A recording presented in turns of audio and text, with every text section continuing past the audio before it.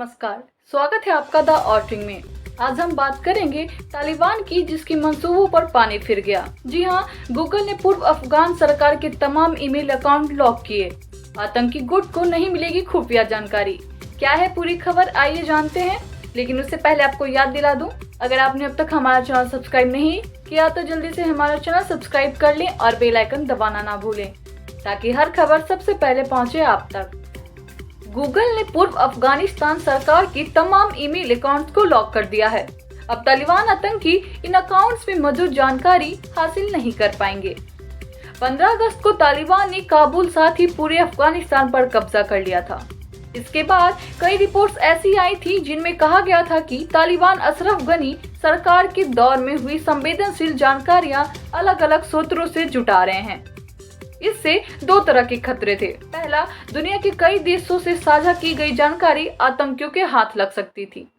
दूसरा, अफगानिस्तान में मौजूद कुछ आला अफसरों या खुफिया अधिकारियों की जानकारी तालिबान को मिल सकती थी और इससे उनकी जान को खतरा हो सकता था। अफगानिस्तान में अमेरिकी समर्थन वाली सरकार के गिरने और फिर तालिबान के कब्जे के बाद एक बड़ा डर पैदा हो गया था।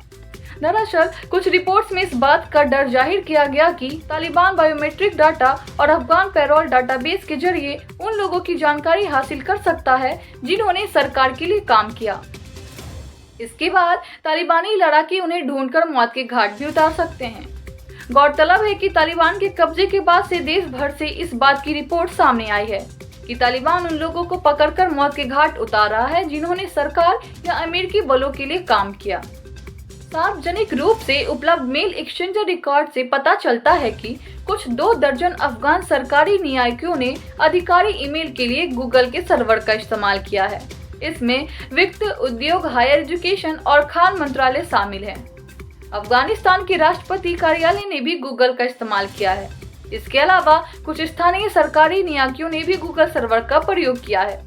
सरकारी डेटाबेस और ईमेल की जानकारी पूर्व प्रशासन के कर्मचारियों, पूर्व मंत्रियों, सरकारी ठेकेदारों, आदिवासी सहयोगियों और विदेशी भागीदारियों के बारे में जानकारी प्रदान कर सकती है। दूसरे देशों को भी खतरा था। गनी सरकार के दौर में अफगानिस्तान के कई देशों से काफी करीबी रिश्ते थे। इनमें भारत के अलावा अमेरिका, ब्रिटेन और यूरोपीय यूनियन भी शामिल थे। तालिबान अफगानिस्तान पर कब्जा के बाद इन डिजिटल डॉक्यूमेंट्स को हासिल करने की कोशिश कर रहा था। पश्चिमी देशों को इसकी भनक लग चुकी थी। मीडिया रिपोर्ट्स के मुताबिक इस जानकारी को लीक होने से बचाने के लिए गूगल ने तमाम ईमेल अकाउंट्स को ही लॉक कर दिया ताकि किसी देश को नुकसान न हो और यह संवेदनशील जानकारी तालिबान या उसके मददगार साथी देशों तक न पहुंचे।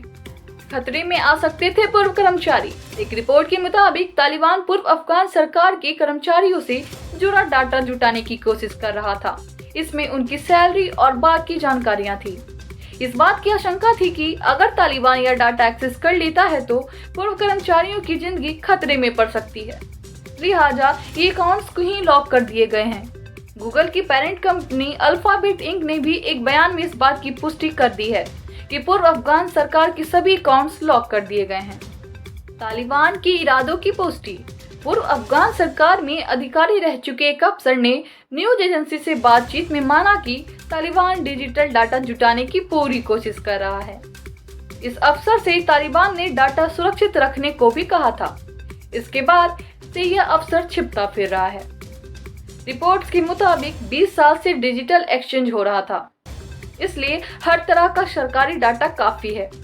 तालिबान लोकल सर्वर पर भी कब्जा जमाना चाहता है।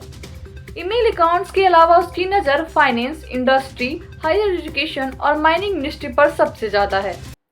कबीलों से जुड़ी जानकारी भी उसके हाथ लग सकती थी। सिक्योरिटी एक्सपर्ट चार्ल्स एंडरसन ने इसे डिजिटल खजाना बताया है और गूगल के कदम को बिल्कुल सही करार दिया है। वहीं बताया जा रहा है कि माइक्रोसॉफ्ट कॉपर्स की ईमेल सर्विस भी कुछ मंत्रालयों में इस्तेमाल की गई थी। अब तक यह साफ नहीं हो सका है कि क्या माइक्रोसॉफ्ट ने भी गूगल की तर्ज पर डाटा और अकाउंट्स प्रिजर्व किए हैं या नहीं। आज के इस वीडियो में बस इतना ही। अगर आपको यह वीडियो पसंद आया हो तो वीडियो को लाइक और शेयर जरूर करें। साथ ही साथ कमेंट और सब्सक्राइब करना ना भूलें। मिलते हैं अगले वीडियो के साथ, तब तक के लिए देखते रहिए द ऑर्टिंग। धन्यवाद।